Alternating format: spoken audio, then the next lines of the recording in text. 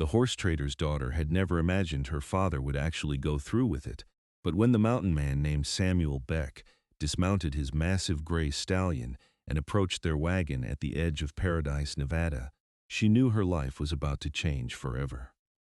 Violet Owens watched from beneath the canvas covering, her fingers gripping the wooden frame so tightly her knuckles turned white. The year was 1874, and the desert sun beat down mercilessly on the dusty trading post where her father had stopped 3 days ago, claiming he needed supplies for their journey to California. What he really needed was whiskey, and he had already drunk through what little money they had left. Her mother had died 2 winters back from fever, leaving Violet alone with a man who cared more about his next drink than his own daughter. Samuel stood well over 6 feet tall, his broad shoulders stretching the worn fabric of his buckskin shirt. Dark hair fell past his shoulders, held back by a strip of leather, and his arms were thick with muscle earned from years of trapping and surviving alone in the mountains. His face was weathered and tanned, with a strong jaw covered in several days' worth of stubble. He looked dangerous, the kind of man who could break another man in half without much effort, but his eyes held something else as they briefly met Violet's through the gap in the canvas, something that might have been sadness or perhaps recognition of what was happening here. "She's 18, healthy, knows how to cook and sew," her father was saying, his words slurring slightly. "Worth more than any horse, but I'm willing to make a fair trade. That stallion of yours, that's what I need. I can sell it in California, start fresh." "You would trade your daughter for a horse," Samuel said, and it was not a question. His voice was deep, rumbling like distant thunder across the mountains he called home. "Times are hard," her father replied, not meeting the mountain man's gaze. "A man's got to do what he's got to do. Besides, she needs a husband anyway. She's getting past marrying age, and I cannot afford to keep feeding her." Violet felt tears burning her eyes, but she refused to let them fall. She had known her father was a coward and a drunk, but she had not realized how little she meant to him until this moment. Part of her wanted to run, to disappear into the desert and take her chances with the rattlesnakes and scorching heat. But where would she go? She had no money, no skills beyond basic housekeeping, and no one to turn to. Samuel stood silent for a long moment, studying the man before him with an expression that was hard to read. Finally, he nodded once. "Show her to me." Her father yanked back the canvas covering, and Violet stumbled forward, nearly falling from the wagon. Samuel's hand shot out, catching her arm with surprising gentleness given his size. His palm was calloused and warm, and for a brief second, Violet felt something strange pass through her, something she could not name. She stood before him, trying to maintain some dignity despite the humiliation burning through her chest. She was slender, with long auburn hair that she kept braided down her back, and green eyes that had once sparkled with hope before life had beaten it out of her. Her dress was plain and patched in several places, but she kept it clean. She might be poor, but she refused to be dirty. Samuel looked at her for a long moment, his expression unreadable. Then he turned back to her father. "I will take her." Her father's face lit up with greedy relief. "The horse, then?" "You will have your horse," Samuel said quietly. He reached into his saddlebag and pulled out a thick rope, and for a terrifying moment, Violet thought he was going to tie her up like an animal. Instead, he secured his stallion to the nearest post, then untied the lead rope from his saddle. He handed it to her father, who grabbed it eagerly. "Pleasure doing business with you," her father said, already leading the magnificent gray horse away without so much as a goodbye to his daughter. Violet stood frozen, watching the only family she had left disappear around the corner of the trading post. She felt hollow inside, empty in a way she had never experienced before. She was completely alone now, belonging to a stranger who had traded a valuable horse for her like she was a piece of merchandise. "Get your things," Samuel said. She turned to look up at him, realizing for the first time just how much he towered over her. "I don't have anything," she said quietly. "Just what I'm wearing." Something flickered across his face, there and gone too quickly for her to identify. He nodded once, then gestured toward a smaller brown horse tied nearby. "Can you ride?" "Yes," she said, though in truth, she had only ridden a handful of times in her life. He helped her mount the brown mare, his hands firm but careful as he lifted her into the saddle. Then he untied his stallion from the post where her father had left it and swung up onto its back with practiced ease. Violet watched in confusion as he turned the horse toward the edge of town, away from the trading post. They rode in silence for nearly an hour, following a trail that led north into the rocky foothills. Violet's mind raced with questions and fears. Where was he taking her? What did he expect from her? Would he hurt her? The sun was beginning its descent toward the horizon, painting the desert in shades of orange and gold, when Samuel finally slowed his horse and turned to look at her. "Can you keep riding for another hour?" She nodded, not trusting her voice. They continued on as darkness began to fall, and Violet could see lights in the distance. As they drew closer, she realized it was a small ranch, modest but well kept, with a barn and several outbuildings surrounding a main house. Samuel guided them toward the barn, where he dismounted and came to help her down. Her legs were shaking from the ride, and she nearly collapsed when her feet hit the ground. Samuel steadied her with a hand on her elbow, then led both horses into the barn. Violet followed, unsure what else to do. Inside, the barn was clean and organized, with 3 other horses in stalls and hay stacked neatly along one wall. Samuel began unsaddling his stallion with efficient movements, and after a moment, Violet moved to help with the brown mare, copying his actions as best she could. "What's your name?" he asked as he worked. "Violet," she said softly. "Violet Owens." "Samuel Beck," he replied. "People call me Sam." She wanted to ask him so many things, but the words stuck in her throat. Instead, she focused on removing the saddle from the mare, struggling with its weight. Samuel finished with his horse and came over, taking the saddle from her hands and lifting it easily onto a rack on the wall. Then he turned to face her, and in the dim light of the barn, his expression was serious. "I need you to understand something," he said. "I did not buy you. I bought your freedom." Violet stared at him, not comprehending. Samuel reached into his pocket and pulled out something small and metal. He held it out to her, and she realized it was a key. "There's a room in the house at the back. It locks from the inside. That's yours. I will not bother you, and I will not force you to do anything you don't want to do. You're free to leave whenever you wish." "I don't understand," she whispered.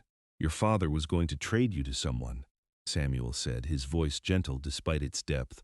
"I have heard talk around town. There were men looking for women, bad men who would have hurt you. When I saw your father talking about trading his daughter, I knew what would happen if I did not step in." "But the horse," Violet said, "you gave him your horse." Samuel's mouth curved into something that might have been a smile if it had reached his eyes. "I'm going back to town tomorrow to get my horse back. Your father will be drunk by morning, and he will not even notice when I take the stallion. He cannot hold on to anything good." Tears spilled down Violet's cheeks before she could stop them. "Why would you do that? You don't know me." "I know enough," Samuel said quietly. "I know what it's like to have nowhere to go and no one to turn to. I know what it's like to be treated like you don't matter." He paused, then added, "You can stay here as long as you need. You can work for room and board if it makes you feel better, but you don't owe me anything. And if you want to leave, I will give you money and supplies to get wherever you want to go." Violet could not speak past the lump in her throat. She had expected to be used, to be treated like property, but this man was offering her kindness she had not experienced in years. She nodded, unable to form words. Samuel led her out of the barn and across the yard to the house. Inside, it was simple but comfortable, with a main room that served as both kitchen and living area, and several doors leading to other parts of the house. He showed her to a small room at the back, just as he had promised. It had a bed, a dresser, a wash basin, and a window that looked out over the desert. "There's water in the basin, and I will bring you something to eat," Samuel said. "The door locks from the inside, like I said. You're safe here." He left, closing the door behind him, and Violet sank onto the bed, her whole body trembling. She could hear him moving around in the main room, the clatter of pots and dishes, and after a while, a knock on her door. "I'm leaving food outside the door," Samuel called. "You can eat when you're ready."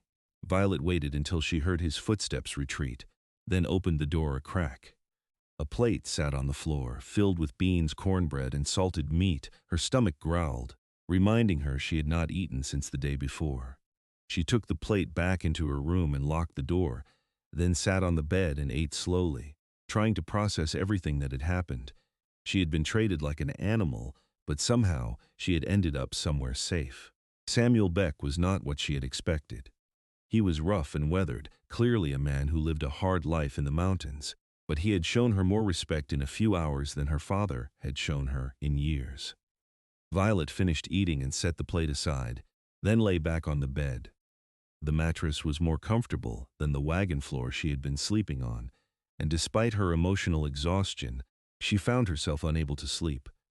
Her mind kept replaying the moment her father had traded her, the way he had looked at that horse with more affection than he had ever shown her. A sob broke free from her chest, then another, and soon she was crying into the pillow, her whole body shaking with the force of her grief and anger and confusion. She cried for the mother she had lost, for the father who had never loved her, for the life she had imagined and would never have. And she cried because a stranger had shown her more kindness than her own family ever had. Eventually, exhaustion won out, and Violet fell into a fitful sleep. She woke several times during the night, disoriented and afraid, before remembering where she was. Each time, she could hear Samuel moving quietly through the house, and strangely, the sound comforted her. He was keeping watch, making sure she was safe. When morning light filtered through her window, Violet rose and splashed water on her face, trying to make herself presentable. She unlocked her door and stepped out into the main room, where Samuel was already awake, making coffee over the cook stove. He turned when he heard her, and his expression softened slightly. "There's coffee, and I can make breakfast if you're hungry." "Thank you," Violet said, her voice hoarse from crying. "But you don't need to wait on me. If I'm staying here, I should earn my keep." Samuel studied her for a moment, then nodded. "If that's what you want. I usually make something simple. Eggs if the chickens have been laying, cornmeal if not." "I can cook," Violet offered. "I can clean and mend and do laundry. My mother taught me before she died." "All right," Samuel said. He poured 2 cups of coffee and handed one to her. "I need to ride back to town this morning to retrieve my horse. I should be back by midday. There's food in the pantry and the root cellar out back. The well is behind the house. Make yourself at home." Violet nodded, wrapping her hands around the warm cup. "What if my father comes looking for me?" "He won't," Samuel said with certainty. "Men like him don't look back once they have what they want. But if he does, you stay inside, and don't open the door for anyone but me." After they had finished their coffee, Samuel saddled the brown mare and rode out, leaving Violet alone in the house. She stood at the window for a long time, watching him disappear into the distance, part of her afraid he would not come back. But that was foolish. This was his home. Where else would he go? She turned away from the window and looked around the house with fresh eyes. It was clear that Samuel lived alone and had for some time. The place was functional but lacked any personal touches or comfort. Violet set about exploring, finding the pantry stocked with basic supplies and the root cellar containing potatoes, onions, and dried herbs. She spent the morning cleaning, sweeping dust from corners and washing dishes that had piled up. It felt good to have something to do, to make herself useful. By the time Samuel returned, leading his gray stallion beside the brown mare, the house smelled of fresh bread and cooking stew. He looked surprised when he walked in and saw the transformation. "You didn't have to do all this." "I wanted to," Violet said. "You have given me a place to stay. The least I can do is keep it clean." Samuel nodded slowly, then moved to wash his hands in the basin. "Your father was passed out drunk in the alley behind the saloon. He did not even know I took the horse back." "I'm sorry," Violet said, though she was not sure why she was apologizing. "Don't be," Samuel said firmly. "You have nothing to be sorry for. He's the one who should be ashamed." They ate lunch together in awkward silence, neither quite knowing what to say. Violet kept stealing glances at Samuel, trying to understand this man who had rescued her. He was clearly strong and capable, and she had seen the way people in town gave him a wide berth when he rode through. He commanded respect, or perhaps fear, but he had been nothing but gentle with her. As the days passed, they fell into a routine. Samuel would wake before dawn and tend to the horses and other animals, while Violet prepared breakfast. He would spend his days working on the ranch, mending fences, checking traps in the nearby foothills, and doing the 100 other tasks that came with maintaining a homestead. Violet kept the house clean, prepared meals, and gradually began to explore the property. The ranch was small but well maintained, with a vegetable garden that had gone to seed from neglect. Violet spent several afternoons clearing weeds and replanting what she could salvage. It gave her a sense of purpose, something to focus on besides the hollow feeling in her chest. Samuel spoke little, but Violet began to learn his patterns and moods. He was a man of few words, but when he did speak, it was always thoughtful and deliberate. He never raised his voice, never showed anger toward her, and always made sure she had everything she needed. At night, he would sit by the fire, carving small figures from wood, his hands surprisingly deft for their size. One evening, about 2 weeks after she had arrived, Violet finally worked up the courage to ask him about himself. "How long have you lived here?" Samuel looked up from the piece of wood he was shaping. "About 5 years. I built the house myself." "Where did you come from before that?" His expression darkened slightly, and Violet immediately regretted asking, "Sorry, I should not pry." "No, it's all right," Samuel said after a moment. "I grew up in Missouri. My family had a farm, but it was destroyed during the war. My parents and sister died, and I had nothing left there. I came west looking for a fresh start." "I'm sorry," Violet said softly. "I lost my mother 2 years ago to fever." "And your father?" Samuel asked. "He was never much of a father even before she died," Violet admitted. "But after, he just gave up, started drinking. We wandered from town to town, him looking for work and never keeping it. I kept hoping he would get better, but he just got worse." Samuel was quiet for a long moment. "You deserve better than what he gave you." The words were simple, but they struck something deep inside Violet. Tears pricked her eyes, and she blinked them away quickly. "Thank you for what you did, for saving me." "You don't need to thank me," Samuel said. "Any decent person would have done the same." But Violet knew that was not true. There had been plenty of people in that trading post who had seen what was happening, and none of them had stepped in. Only Samuel.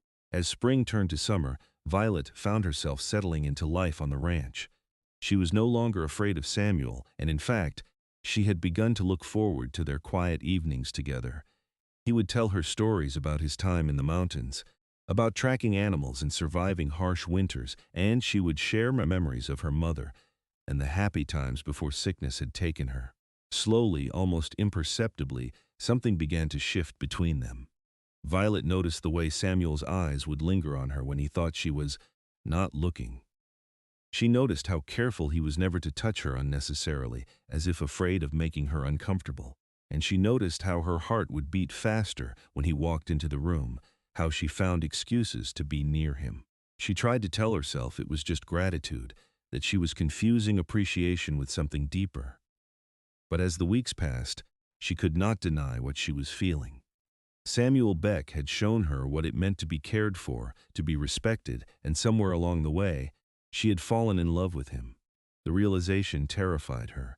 She was still living in his house, still dependent on him for everything. What if he did not feel the same way? What if he saw her as nothing more than a charity case, someone to be pitied? The thought made her stomach twist with anxiety. One afternoon in late July, a group of riders approached the ranch. Violet was in the garden when she heard the sound of hoofbeats, and her heart leaped into her throat. She ran toward the house, but Samuel was already stepping out onto the porch, his rifle in hand. "Stay behind me," he said quietly as Violet reached his side. There were 4 men, all dressed in dusty trail clothes and wearing guns on their hips. The one in front was older, with a graying beard and hard eyes. He reined in his horse a short distance from the porch and touched his hat in mock politeness. "Afternoon," he said. "We are looking for someone, a girl with red hair about 18 years old. Her father says she ran off, and he hired us to bring her back." Violet felt ice flood her veins. Samuel's expression did not change, but she could feel the tension radiating from him. "I have not seen anyone matching that description," Samuel said, his voice flat. The older man's eyes shifted to Violet, and a slow smile spread across his face. "That so? Because the girl standing behind you looks an awful lot like the one we are looking for." "The woman standing behind me is my wife," Samuel said, and Violet's breath caught. "And I suggest you turn around and ride back the way you came." The 4 men exchanged glances, and Violet could see them weighing their options. Samuel stood perfectly still, but there was something in his posture that spoke of coiled violence. ready to explode at the slightest provocation.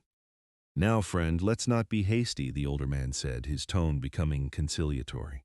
"Her father just wants his daughter back. He is worried about her." "Her father traded her for a horse," Samuel said, his voice dropping to a dangerous rumble. "He has no right to her and she has no obligation to him. She is staying here of her own free will, and if you try to take her, you will have to go through me." The silence that followed was thick with tension. Violet could see the men calculating, trying to decide if whatever her father was paying them was worth facing down Samuel Beck. Finally, the older man spat into the dust and shook his head. "Ain't worth the trouble," he muttered. "Tell her father she is married and that is the end of it." They turned their horses and rode away, and Violet felt her knees go weak with relief. Samuel lowered his rifle but did not move until the riders had disappeared from sight. Then he turned to her and his expression was troubled. "I'm sorry. I should have asked before I said that, but it was the only thing I could think of that would make them leave." "It's all right," Violet said, her voice shaking. "Thank you again." Samuel looked like he wanted to say something else, but instead, he just nodded and went back into the house. Violet stood on the porch for a long moment, her heart racing. He had called her his wife. It was a lie, a necessity to protect her, but the word had sent a thrill through her that she could not ignore. That evening, they ate dinner in tense silence. Violet kept replaying the encounter in her mind, wondering what would have happened if Samuel had not been there. Finally, she could not stand it anymore. "Do you think they will come back?" Samuel shook his head. "No. Men like that are cowards. They only fight when they know they can win. They saw I was willing to defend you, and that was enough." "My father sent them," Violet said bitterly. "Even after everything, he still thinks he owns me." "He doesn't," Samuel said firmly, "and he never will again." Violet looked across the table at him, at this man who had given her everything and asked for nothing in return. "Why did you help me? Really?" Samuel was quiet for a long moment, his hands wrapped around his coffee cup. "I told you, I saw what was happening, and I could not stand by." "But why?" Violet pressed. "You could have just given my father money, told him to leave me alone. Instead, you brought me here, gave me a home. Why?" Samuel's jaw tightened and he looked away. "When my family died, I was alone. No one helped me, no one cared. I had to survive on my own, and it nearly broke me.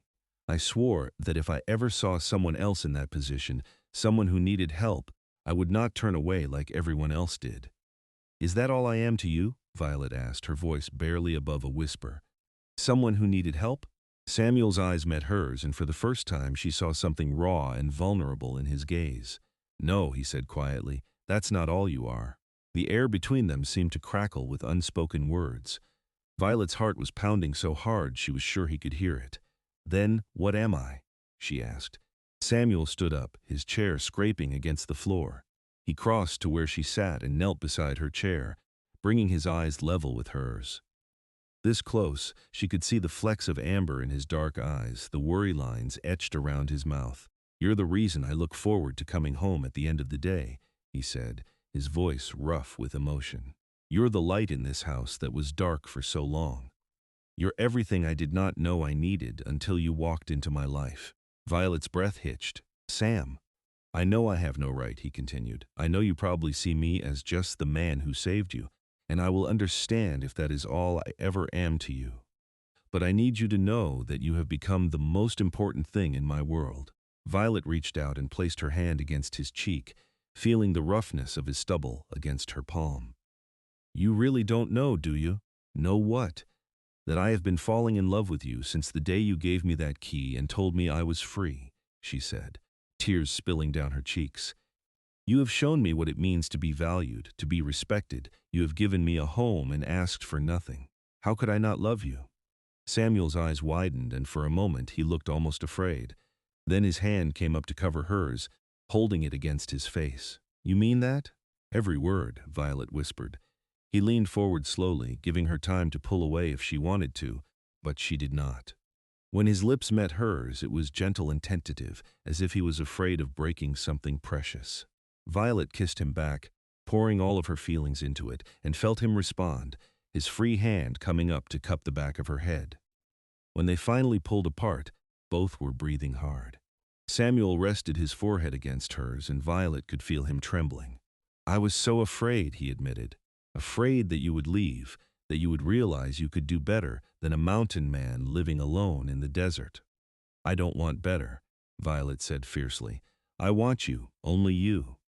They sat together on the floor of the kitchen, holding each other as the evening light faded.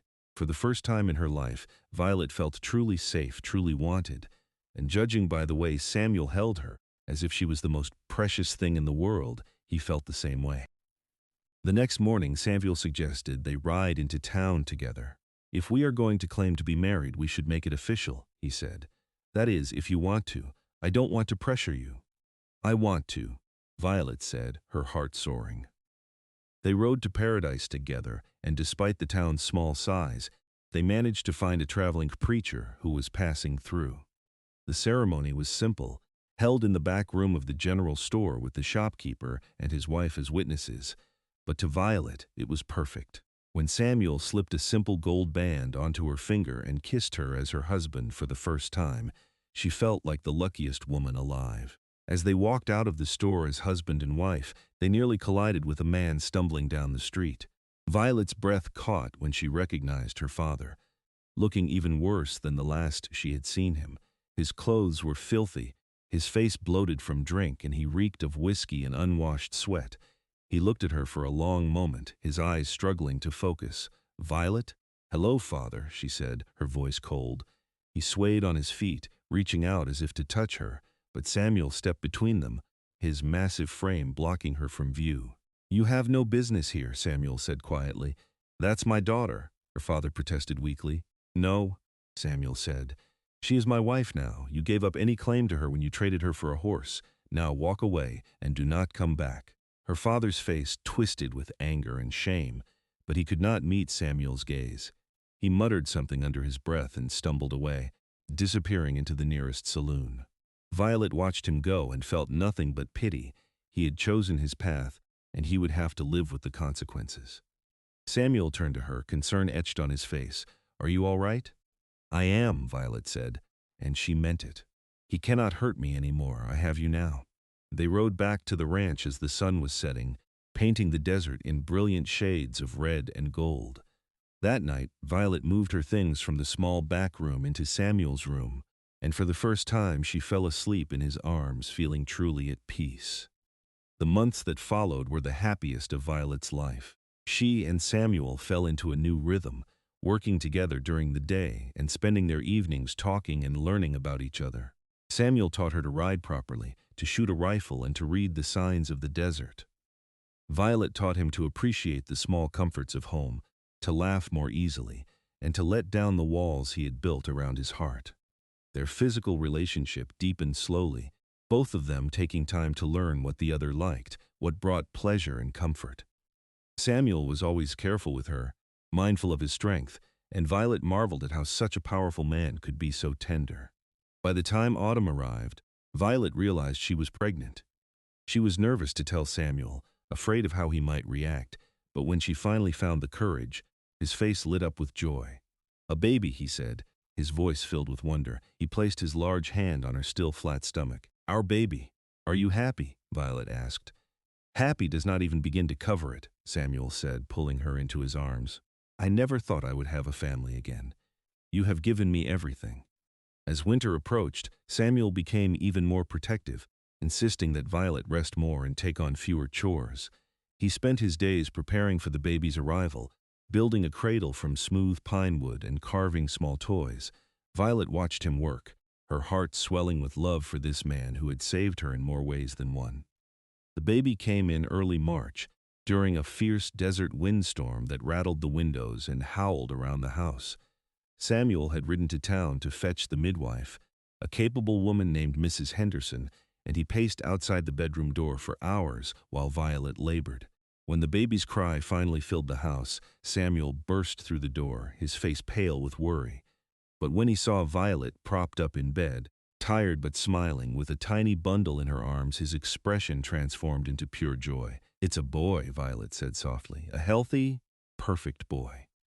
Samuel approached slowly, as if afraid he might disturb something sacred. He looked down at the baby, at the tiny face and miniature fingers, and tears streamed down his weathered cheeks. "He's beautiful," Samuel whispered. "He looks like you. He has your eyes," Violet said, "and I think he will have your strength." They named him Matthew, and he became the center of their world. Samuel was a devoted father, gentle and patient despite his rough exterior.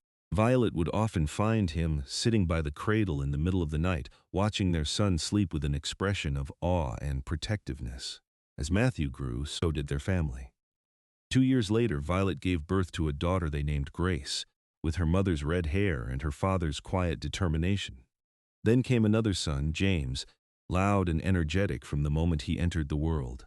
Their family filled the small ranch house with laughter and noise and love. Samuel expanded the ranch over the years, building more outbuildings and acquiring more land. He was respected in Paradise, known as a fair man who worked hard and protected his own. Violet became known for her kindness, always willing to help a neighbor in need or tend to someone who was sick. One evening, when Matthew was 10, Grace was 8, and James was 6, they all sat around the dinner table together. The children were arguing about whose turn it was to feed the chickens, and Samuel was trying to mediate while Violet served stew. It was chaotic and noisy, and everything Violet had never known she wanted. Later, after the children were in bed, Violet and Samuel sat together on the porch, watching the stars emerge over the desert. Samuel's arm was around her shoulders, and Violet leaned into his warmth, feeling utterly content. "Do you ever think about that day?" Samuel asked quietly, "when your father traded you?" "Sometimes," Violet admitted, "but not with anger anymore. If it had not happened, I would never have found you. I would never have this life." "I think about it too," Samuel said. "I think about how close I came to not stopping, to just riding past and telling myself it was not my problem." "But you did not," Violet said, turning to look up at him. "You stopped, and you saved me. You gave me a life I never could have imagined." Samuel kissed the top of her head. "You saved me too, you know. I was just existing before you came, not really living. You brought light and warmth and purpose back into my life. You gave me a family." "We saved each other," Violet said softly. They sat in comfortable silence for a while, listening to the sounds of the desert at night. Inside, one of the children called out from a bad dream, and Samuel went to comfort them, his heavy footsteps moving carefully through the house. Violet watched him through the window, this mountain man who had proven to have the gentlest heart, and felt her love for him swell even larger. Years continued to pass, each one bringing new challenges and joys. The children grew and the ranch prospered. Matthew showed an early aptitude for working with horses, spending hours with his father learning to train and care for the animals. Grace inherited her mother's green eyes and her father's quiet strength, becoming a skilled rider and an even better shot with a rifle. James was the dreamer of the family, always asking questions about the world beyond their desert home. When Matthew was 15, a different kind of trouble came to Paradise. A gang of outlaws had been terrorizing small towns across Nevada, robbing banks and stagecoaches. Word spread that they were heading toward Paradise, and the townsmen gathered to discuss what should be done. Samuel attended the meeting, and when he came home that evening, his expression was grim. Violet knew immediately that something was wrong. "They want me to help defend the town," Samuel said. "The sheriff thinks the outlaws will hit the bank in the next few days." Violet felt fear clutch her heart, but she knew better than to ask him not to go. Samuel was the kind of man who would always stand up for what was right, who would protect those who could not protect themselves. It was one of the things she loved most about him. "Then you will go," she said firmly. "But you will be careful, and you will come home to us." Samuel pulled her into his arms, holding her tight. "Always," he promised. "I will always come home to you." The next morning, Samuel rode into town with a dozen other men, leaving Violet and the children at the ranch. She spent the day trying to keep herself busy, but her mind was constantly on Samuel, wondering if he was safe, praying that he would return unharmed. It was late afternoon when she heard gunshots in the distance, coming from the direction of town. Her blood ran cold, and she gathered the children close, all of them waiting in tense silence. The minutes stretched into hours, and with each passing moment, Violet's fear grew. Finally, as the sun was setting, she saw riders approaching. Her heart leaped into her throat, and she stepped out onto the porch. shielding her eyes against the glare. Relief flooded through her when she recognized Samuel's gray stallion in the lead. He was alive. When he reached the house, Violet could see that he was exhausted but uninjured. He dismounted and pulled her into his arms, and she felt tears of relief streaming down her face. "It's over," he said quietly. "The outlaws tried to rob the bank, but we were ready. Some got away, but most are dead or in custody. Paradise is safe. Were you hurt?" Violet demanded, pulling back to look him over. "Not a scratch," Samuel assured her. "I kept my promise. I came home." That night, after the children were asleep, Violet and Samuel lay in bed together, and she held him close, grateful beyond words that he was safe. She knew that their life would never be completely free of danger, living in the Wild West as they did, but she also knew that as long as they had each other, they could face anything. More years passed, and the children continued to grow. Matthew fell in love with a rancher's daughter from a neighboring property, and Samuel and Violet hosted a land. Grace shocked everyone by announcing she wanted to become a teacher, and she eventually opened a small school in Paradise, teaching children from the surrounding ranches. James decided he wanted to see the world beyond Nevada, and at 18, he set off for San Francisco with his parents' blessing and a promise to write often. Samuel's hair turned gray, and lines deepened around Violet's eyes, but their love for each other never diminished. If anything, it grew stronger with each passing year. They had built something together, something that would last long after they were gone. One evening, when they were both in their 60s, they sat together on the porch as they had done thousands of times before. The ranch was quiet, with Matthew and his family living in a house they had built on the far side of the property, and Grace visiting from town for the weekend. James had sent a letter saying he was coming home for a visit, bringing with him a wife they had not yet met. "Do you ever regret it?" Violet asked, breaking the comfortable silence. "Taking on a broken girl and her problems?" Samuel turned to look at her, and even after all these years, his gaze still made her heart flutter. "You were never broken," he said firmly. "You were hurt but not broken, and I have never regretted a single moment of our life together." "Not even when the children were small and never let us sleep," Violet teased. Samuel laughed, the sound warm and rich. "Not even then. Every moment with you has been a gift, Violet. You turned a lonely house into a home. You gave me a family and a reason to look forward to tomorrow. How could I ever regret that?" Violet reached over and took his hand, their fingers intertwining with the ease of long practice. "I love you, Samuel Beck, more today than yesterday, and less than I will tomorrow." "And I love you, Violet Beck," Samuel replied, more than words could ever express. They sat together as the stars emerged, the same stars they had watched for decades, and Violet reflected on the journey that had brought them here. She had been traded for a horse by a father who did not value her, but that terrible moment had led her to the love of her life, to a man who had shown her what it meant to be cherished and respected. Samuel had given her back the horse and kept her safe, just as he had promised all those years ago. But he had so much more than safety. He had given her love, family, purpose, and a life beyond anything she had ever dared to dream. The desert wind whispered around them, carrying with it the scent of sage and promise. Inside the house, they could hear Grace humming as she prepared tea, and in the distance, the lights from Matthew's house glowed warmly against the darkness. Their family, their legacy, stretching out across the land they had built together. As they finally rose to go inside, Samuel paused and pulled Violet close, kissing her with the same tenderness he had shown on their wedding day all those years ago. She melted into his embrace, still feeling like that young girl who had been saved by a mountain man with a gentle heart. "Thank you," Samuel whispered against her hair. "For what?" Violet asked. "For choosing to stay, for choosing me, for building this life with me." "There was never any other choice," Violet said softly. "From the moment you handed me that key and told me I was free, my heart was yours. It always will be." They walked into the house together, hand in hand, ready to face whatever the future held. Behind them, the desert stretched out under the stars, vast and beautiful and full of possibility. It was the same desert that had witnessed a desperate transaction all those years ago, a father trading his daughter for a horse.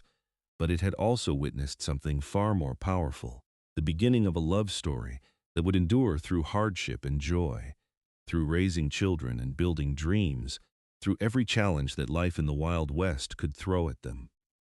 Samuel had bought her freedom with a horse he later reclaimed, but in doing so, he had also captured her heart. And Violet, in turn, had given him something he thought he had lost forever: a family, a home, and a love that would last a lifetime. In the years that followed, they watched their grandchildren grow, each one carrying pieces of both Samuel and Violet in their features and temperaments.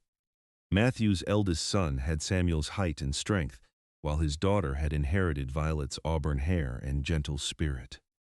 Grace's children were studious and thoughtful, already showing signs of following their mother into teaching.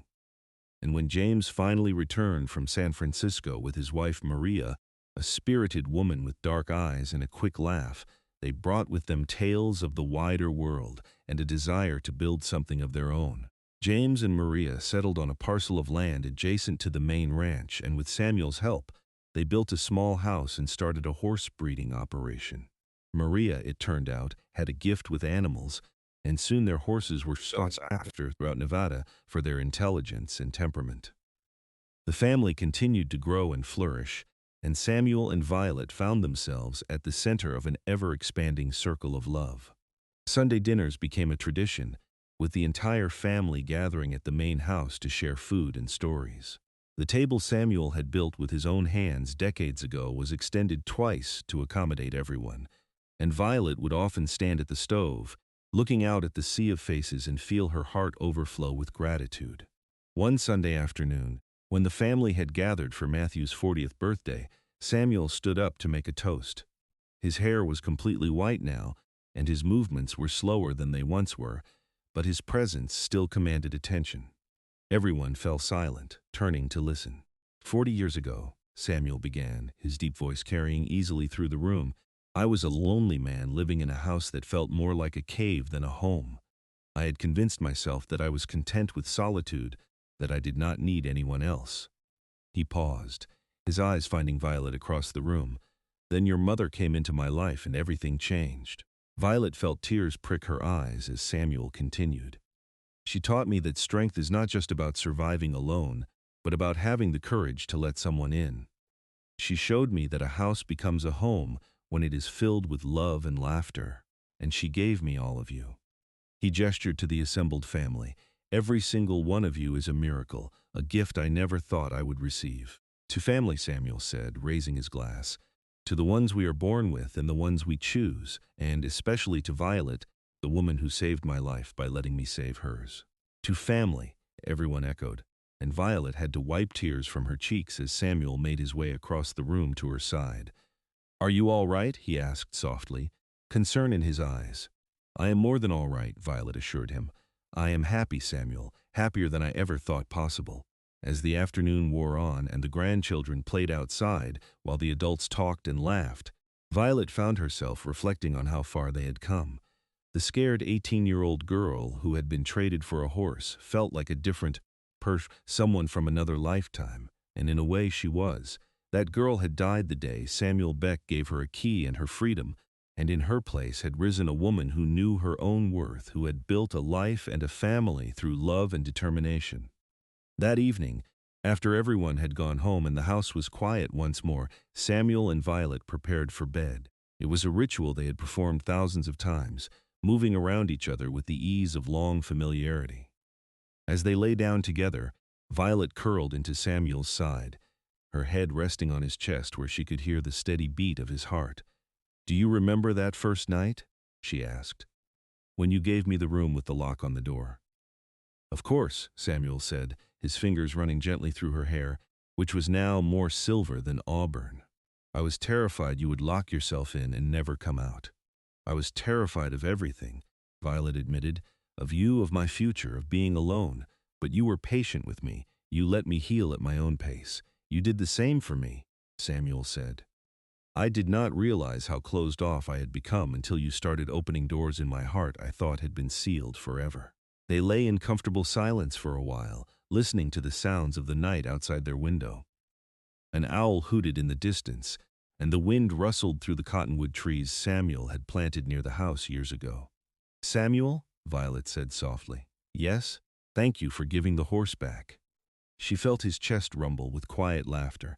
That horse was never worth what you are, not even close. Still, Violet persisted, you could have kept me and the horse. You could have demanded I work off the debt or insisted on things I was not ready to give. But you did not. You gave me a choice, and that made all the difference. Samuel tightened his arms around her. You deserved a choice. Every person deserves the right to decide their own path. I am just grateful that when you could have chosen to leave, you chose to stay. I will always choose you, Violet said, tilting her head up to kiss him softly. In this life and whatever comes after, the seasons continued their endless cycle, and time moved forward, as it always does. Samuel's joints grew stiffer in the cold months, and Violet's eyesight began to fade, requiring her to hold books farther away to read. But they adapted, helping each other through the changes that age brought. On their 50th wedding anniversary, the family threw them a grand celebration. James had ridden in from California with his entire family. Grace had closed her school for the day to attend, and Matthew had organized the whole event with the help of his wife and children. The ranch was filled with people, not just family but friends and neighbors from Paradise and the surrounding area, all coming to celebrate the couple who had become something of a legend in the region. Stories were shared about Samuel's quiet strength and Violet's gentle kindness, about the family they had built and the lives they had touched.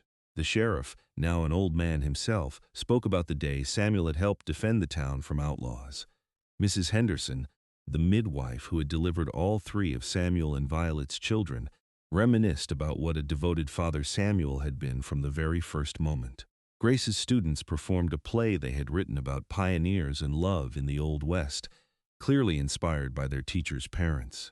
As the sun began to set, casting the desert in shades of gold and crimson, Samuel led Violet away from the crowd to their favorite spot on the porch. Someone had decorated it with ribbons and flowers, and 2 chairs had been positioned to face the sunset. 50 years, Samuel said wonderingly. It has gone by so fast. And yet, when I think about everything we have done, everyone we have loved, it feels like several lifetimes, Violet replied. Do you have any regrets? Samuel asked. Violet thought for a long moment, then shook her head. Not a single one. Oh, there were hard times, certainly. Times when money was tight, or the children were sick, or the ranch was struggling. But I would not change any of it, because it all led to this moment, to this life we have built together. I have one regret, Samuel said quietly, and Violet looked at him in surprise. I regret that your father never knew what an extraordinary person you became. I regret that he never got to see the life you built, the children you raised, the difference you made in this community. He made his choice, Violet said, and I made mine. I chose to move forward, to build something new. Carrying anger for him would have only poisoned the good things in my life. You are wiser than I am, Samuel said with a smile. No, Violet corrected. Just more forgiving. You taught me that, you know. You showed me what it means to let go of the past and embrace the future. They sat together as the party continued behind them, watching the sun sink below the horizon. The desert had never looked more beautiful, painted in colors that seemed almost unreal. Violet thought about all the sunsets she had watched from this porch, all the moments, big and small, that had made up their life together. As darkness fell and the stars began to emerge, their great-grandchildren ran out onto the porch, begging for a story. Samuel and Violet exchanged amused glances. Then Samuel lifted the youngest onto his lap while Violet gathered the others around. Tell us how you met, one of the children demanded. Tell us about Grandpa saving Grandma. Samuel looked at Violet, silently asking if she was comfortable with the story being told. She nodded. Their grandchildren and great-grandchildren knew the basics, but they had never heard the full tale. It was a long time ago, Samuel began, back in 1874. I was riding through Paradise when I saw something that did not sit right with me. He told the story with care, not hiding the harsh realities but tempering them for young ears. He spoke of finding Violet being traded by her father, of making the decision to intervene, of offering her safety and freedom. Violet added details here and there, describing her fear and confusion, and then her growing realization that Samuel was different from other men. But why did you give the horse back? One of the older children asked. Grandpa, you could have kept it. Because the horse was never the point, Samuel explained. I did not help your grandmother because I wanted something in return. I helped her because it was the right thing to do. And giving the horse back meant her father had no power over us, no claim to anything. And then you fell in love? A young girl asked dreamily. Then we fell in love, Violet confirmed, smiling at the memory. It took time and patience and trust. But yes, we fell in love, and we have been together ever since. The children were silent for a moment, processing the story. Then one of them said, I want to find love like that when I grow up. I hope you do, Samuel said gently. I hope all of you find someone who sees you for who you truly are, who respects you and cherishes you. That is what real love is. Eventually, the children were called away by their parents, and Samuel and Violet were left alone once more. The party was winding down, with guests beginning to depart, calling out their thanks and congratulations as they left. Tired? Samuel asked. Exhausted, Violet admitted, but happy. So very happy. They made their way to bed slowly, both feeling the weight of the long day and their advancing years. But as they settled under the covers, Violet felt the same sense of peace she had felt every night for the past 50 years. She was exactly where she belonged, beside the man she loved more than life itself. The years that followed their anniversary were quieter. Samuel's health began to decline, his strong body finally succumbing to the toll of decades of hard work. He developed a persistent cough that would not go away, and the doctor in Paradise said his lungs had been damaged by years of breathing in dust and smoke. There was nothing to be done except to make him comfortable. Violet refused to leave his side, tending to him with the same devotion he had always shown her. Matthew tried to convince her to let them hire a nurse, but she would not hear of it. I have spent 52 years with this man, she said firmly. I will not abandon him now when he needs me most. Samuel's decline was gradual but steady. He had good days and bad days, times when he could walk outside and tend to the horses, and times when he could barely get out of bed. Through it all, Violet was there, holding his hand, reading to him, reminiscing about their life together. One evening in late autumn, as the first frost was touching the desert, Samuel called their children to his bedside. They came immediately, along with most of the grandchildren, and several great-grandchildren. The room was crowded but quiet, everyone knowing that this might be one of their last chances to hear Samuel's voice. I want you all to know, Samuel said, his voice raspy but determined, that my life has been full beyond measure. I have done things I am proud of and built something that will last long after I am gone. Not just this ranch, but this family.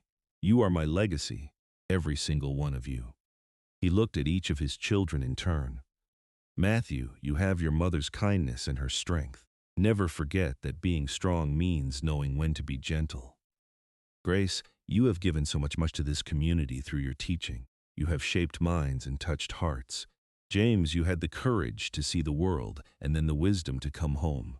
All of you have made me proud. Then his eyes found Violet, sitting beside the bed and holding his hand. And you, my love, you took a broken man and made him whole. You filled my life with joy and purpose. You gave me everything. Tears were flowing freely down Violet's cheeks. You gave me everything too, she whispered.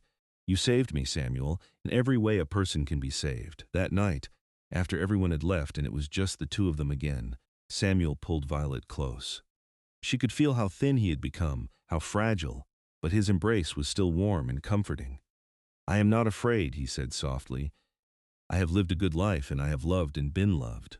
What more could any man ask for? I am afraid, Violet admitted, afraid of being without you. You will never be without me, Samuel assured her. I will be in every sunset you watch from that porch, in every story you tell the grandchildren, in every beat of your heart. Death cannot separate us. Not really. We are bound together by something stronger than any physical tie. Samuel passed away 2 days later, quietly in his sleep with Violet beside him. The entire community mourned his loss, filling the church in Paradise to capacity for his funeral. He was laid to rest on a hill overlooking the ranch, under a cottonwood tree he had planted himself 40 years earlier. Violet stood at his grave long after everyone else had left, her hand resting on the freshly turned earth. Until we meet again, she whispered, thank you for every moment, for every day, for every year. Thank you for choosing me. The months that followed were difficult. Violet moved through her days mechanically, maintaining the house and spending time with her family.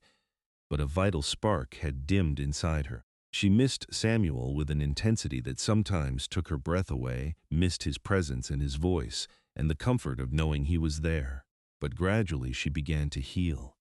She found solace in her children and grandchildren, in the life they had built together that continued even in Samuel's absence. Matthew took over full operation of the ranch, with help from James's grown sons. Grace continued teaching, often bringing her students to visit Violet and hear stories about the old days.